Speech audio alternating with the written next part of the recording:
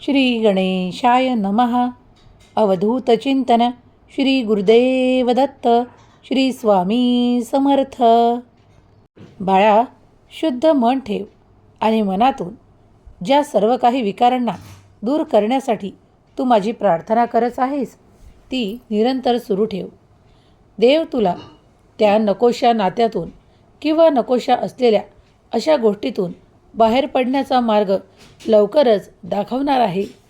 तुझी माझ्यावर असलेली श्रद्धा आणि विश्वास तुला माझ्या जवळ आणते. तू मला स्वामी माऊली म्हणून हाक मारतोस, माझ्यावर प्रेमाचा वर्षाव करतोस, तेव्हा मीही तुझ्यावर दुप्पट आशीर्वादांचा आणि प्रेमाचा वर्षाव करण्यासाठी आज तुझ्यापर्यंत येऊन पोहोचलो आहे. माझ्या प्रिय बाळा, आशा सोडू नकोस. धीर ठेव, संयम ठेव. तू मागितलेले ते सर्व काही योग्य वेळेवर तुमच्याजवळ येणार आहे. तुम्ही जे काही मागता त्यात तुम्हाला यश हवे आहे, तर मग इतरांनाही ज्याप्रमाणे तुम्हाला मान सन्मान हवा आहे त्याचप्रमाणे तो देणे सुरू करा. तुमच्या या सर्व काही वेदनेला संपवण्यासाठी मी आज तुमच्यापर्यंत येऊन पोहोचलो आहे. पुढे जा, समोर जा. जे काही मिळत आहे ते स्वीकार करण्यास तयार व्हा. कधीकधी उशीरही लागेल, थोडा काळही लागेल, पण तुम्हाला ते नक्कीच प्राप्त होईल. तुमच्या वेदनेतून बाहेर पडणारे मार्गही मीच तुम्हाला दाखवणार आहे. शुद्ध अंतःकरणाने आणि श्रद्धेने हा संपूर्ण संदेश ऐकून घ्या. माझ्याकडे आला आहेस ना, आता कोणत्याही गोष्टीला उशीर लागणार नाही. तुझ्या मनातल्या शंका सर्व काही निरसन होतील. योग्य वेळेवर तू ते सर्व काही उच्च आशीर्वाद प्राप्त करशील. हसत मुखाने ते सर्व काही स्वीकार कर. सगळं काही ठीक होईल. आजचा हा शब्द तुझ्या हृदयात राहू दे, कारण हा शब्द माझा आहे. जेव्हा मी लेकरांवर कृपा करतो, आशीर्वाद वर्षावतो, तेव्हा ते सर्व काही घडून येते आणि तुमच्या इच्छा प्रगट केल्यावर पूर्ण केल्या जातात. म्हणून इच्छा प्रगट करा, इच्छा करा आणि त्यासाठी कार्य करण्यास तयार व्हा. स्वतःचे कार्य पूर्ण करणे किंवा स्वतःकडे लक्ष पुरवणे हा मतलबीपणा नसून आपल्यावर लक्ष करणे आणि आपल्यावर प्रेम करणे होय. जर प्रत्येकाने स्वतःवरही प्रेम करण्यास वेळ दिला तर त्यात वावगे काहीच नाही. जर तुम्ही स्वतःहून काही एका जागी उभे राहू इच्छित असाल, तुमच्या दुःखांना दूर करून, तुमच्या त्रासांना दूर करून तुम्ही जे काही प्रयत्न कराल त्यात तुम्ही आशीर्वादाने भराल, चमत्काराने भराल. स्वावलंबी बनणे हे काही गैर नाही. स्वतःवर लक्ष पुरवणे हे काही चुकीचे नाही. आजपर्यंत खूप काही लोकांसाठी कार्य केलेले आहे. आता स्वतःसाठी कार्य करा. खूप नाती जपली आहेत, खूप नात्यांसाठी कार्य केले आहे. देवाचे सहाय्य तुम्हाला मिळणार आहे, कारण तुम्ही त्या गोष्टींमध्ये प्रयत्न करत आहात जिथे जिथे तुम्ही देवाचे नाव घेत आहात. देव तुम्हाला मदतीचा हात देतो, कारण तुम्ही जेव्हा नाम जप करता तुमच्या अवतीभोवती आजूबाजूला देवाचे संरक्षण कवच निर्माण होते आणि देवाचे सहाय्य तुम्हाला प्राप्त होते. देव म्हणतात, बाळा, खूप काही वेळेस तुम्ही तुमच्याच इतक्या प्रश्नांनी गुंतून जाता की तुम्हाला इतरत्र कोण तुमच्यासाठी कार्य करू पाहत आहे किंवा कोण तुमचा विरोध करत आहे हे देखील स्पष्टपणे कळत नाही. मला माहीत आहे की तुझे मन पवित्र आहे. आज तुझ्या अंतर्मनाला सांग की तुझा देव भगवंत तुझ्या सोबत आहे. तुला काहीही कठीण वाटणार नाही. इथून पुढे माझी साथ तुला निरंतर असेल. तू स्वामी माऊली म्हणून हाक मारलीस म्हणून आजचा हा दिव्य संदेश तुझ्यापर्यंत येऊन थांबला आहे. तू त्या कसोट्यांवर खरा उतरला आहेस, म्हणूनच देवाची कृपा तुझ्यापर्यंत येऊन पोहोचली आहे. बाळा, आज तुझा आणि माझा हा सुसंवाद थेट स्वर्गाच्या मार्गातून होत आहे, कारण मी थेट स्वर्गातून तुझ्यापर्यंत येऊन ते सर्व काही सांगत आहे ज्यासाठी तू माझी प्रार्थना केली आहेस. तू विनंती केली आहेस म्हणूनच आज मी तुझ्यापर्यंत येऊन पोहोचलो आहे. कधी कधी तुम्हाला आपलीच लोक खूप काही बोलून घेतात किंवा तुम्हाला खाली देखील पाहतात. तुम्ही उंचावू नये किंवा तुम्ही ते कार्य करू नये ज्यात तुम्ही पुढे जाल असे नकारात्मक व्यवहार आणि मनातून अनेक नकारात्मक विचार करू लागतात. त्यांना हे निश्चित माहीत असते की तुम्ही जिथे प्रयत्न करता तिथे तुम्ही यशस्वी होता. त्याचमुळे ते रोखण्याचा प्रयत्न करू लागतात. ते आडखाट्या विविध मार्गांनी तयार करू लागतात. पण देव तुमच्यापर्यंत ते येण्यापासून थांबवतो. तेव्हा समजून जा की न होता होता तुमचे कार्य जेव्हा संपन्न होते, पूर्ण होते, तेव्हा देवाची कृपा तुमच्यावर आहे. तुमच्यावर आशीर्वादांचा वर्षाव आहे. म्हणूनच तुम्ही हे करू शकत आहात. जेव्हा तुम्ही यशाने भरता तेव्हा देवाचे धन्यवाद करायला विसरू नका. कारण देव भगवंत तुमच्यापर्यंत तेव्हाच येऊन पोहोचतो जेव्हा तुम्हाला ते आशीर्वाद देणे असते. जेव्हा जेव्हा तुम्ही काही कमतरता स्वतःत पाहता तेव्हा ते दूर करण्यासाठी तुम्ही प्रयत्न करू लागता. आणि मग काही काळातच तुम्ही जेव्हा यशाने भरता तेव्हा समजून जा की देवाने आशीर्वाद पाठवले आहे. चमत्कार तुमच्या दिशेने घडत आहेत. कधीकधी बंद दरवाजे मी तुमच्यासाठी उघडतो. तेव्हा समजून जा की जिथे तुम्हाला पूर्वी नाही म्हटले होते तिथे आता प्रत्येक ठिकाणी तुमच्यासाठी होकार आहे. तेव्हा समजून जा की देवाची कृपा तुमच्यावर झाली आहे. देवाने तुमच्यासाठी दरवाजे उघडले आहेत. देव तेव्हाच दरवाजे उघडतो जेव्हा तुमच्यासाठी आशीर्वाद येऊ लागतात. बाळा, मी तुमच्यासाठी मध्यस्थी करायला तयार आहे. जे कोणी तुम्हाला उंचावण्यासाठी आणि प्रगतीसाठी मार्गदर्शक ठरत असतील त्या ठिकाणी मी येईल, पोहोचेल आणि तुम्हाला उंचावेल. ते सर्व काही प्रश्न सुटतील आणि तुमचे कार्य मार्गी लागेल, पुढे जाईल. कारण मी तुमच्या सोबत असेल.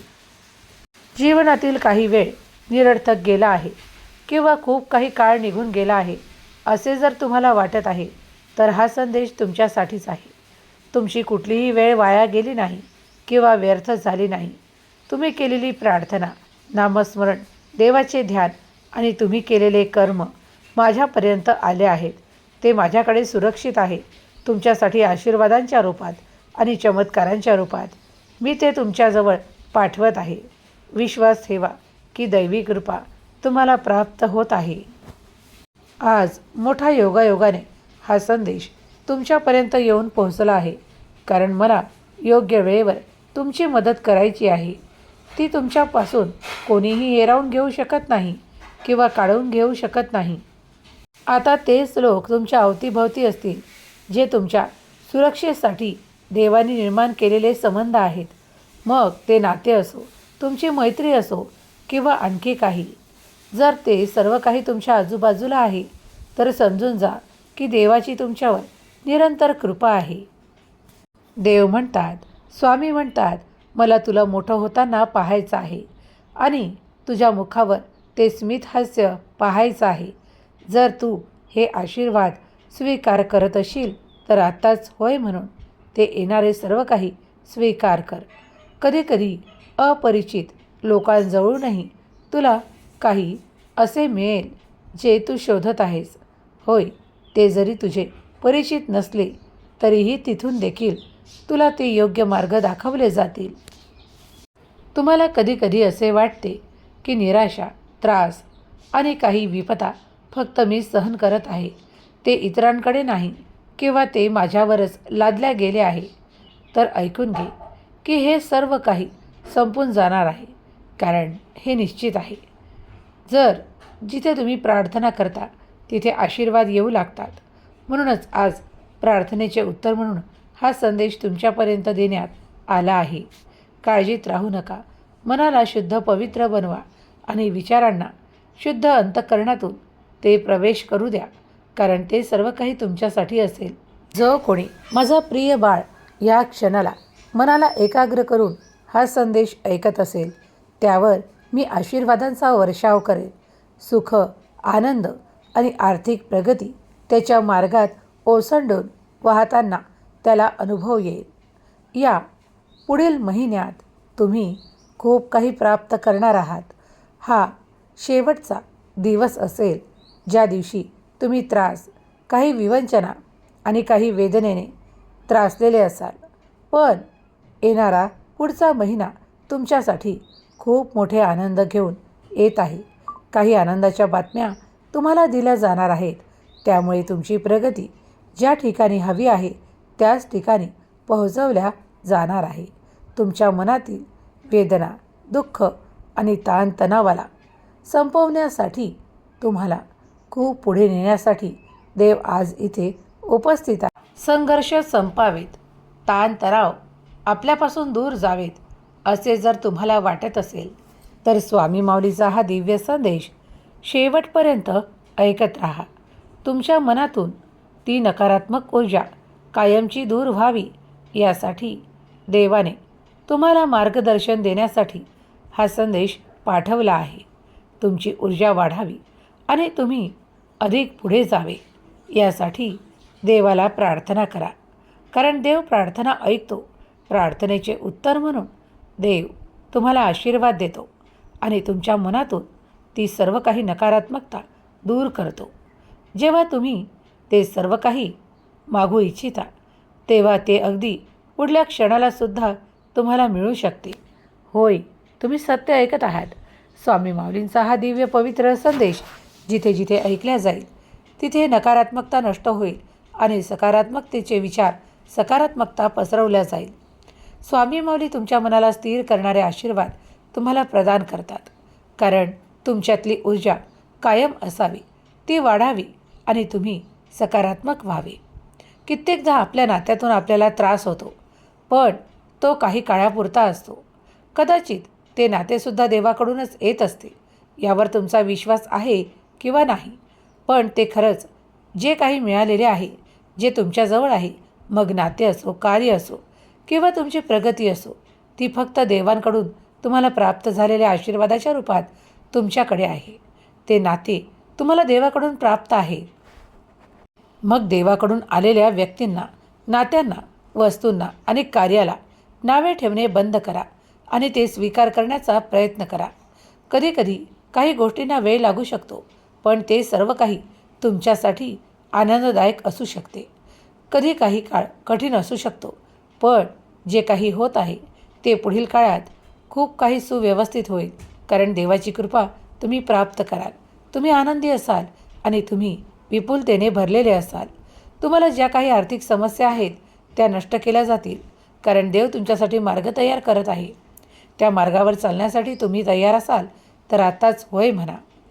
जे काही कार्य आज तुम्ही करता त्या कार्यात कदाचित तुमच्या मनाप्रमाणे तुम्हाला हवे असलेले आशीर्वाद प्राप्त नसतील, पण कदाचित उद्या ते तुमच्याकडे असतील, उद्या ते तुमच्या मार्गात असतील.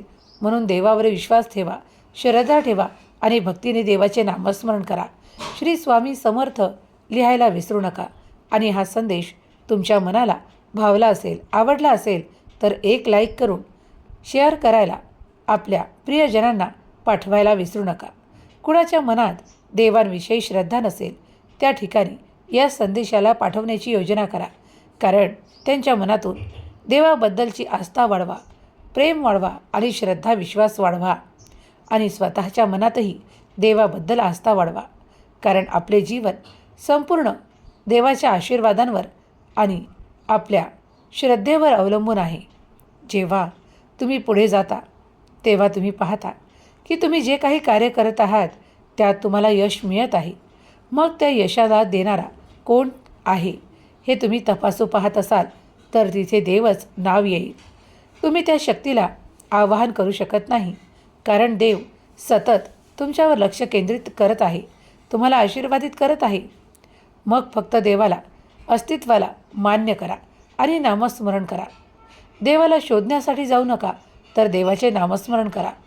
कारण ती दिव्य शक्ती स्वतःच तुम्हाला प्राप्त होईल, त्याचे अनुभव तुम्हाला प्राप्त होतील. हे ऐकत असताना कुणाला कठीण वाटू शकते, पण हे अगदी सोपे आणि सहज आहे. ज्यांनी ज्यांनी देवाची कृपा प्राप्त केली आहे किंवा ज्यांनी देवाचे अनुभव घेतले आहे त्यांना कधी देवाने स्वतः येऊन ते दिले नाही, तर कदाचित स्वप्नात किंवा अशा योजनेनुसार देवाने त्यांना ते आशीर्वाद प्रदान केले आहेत. म्हणूनच जर तुम्ही देवाला प्राप्त करू इच्छित आहात, देवाचे स्मरण करत आहात,